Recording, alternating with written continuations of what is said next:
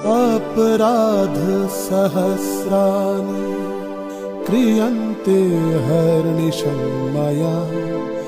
दासोऽयमिति मम मत्वा समस्व परमेश्वरि आवाहनं न जानामि विसर्जनम् पूज्यं चैव न जानामि क्षम्यतां परमेश्वरि मन्त्रहीनं क्रियाहीनं भक्तिहीनं सुरेश्वरि यत्पूजितं मया देवी परिपूर्ण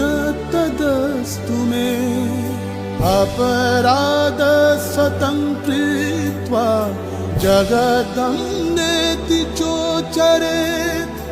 यद्गतिं समवाप्नोति न तत् ब्रह्मादयसुरा अपराध सहस्राणि क्रियन्ते हर्निशं मया।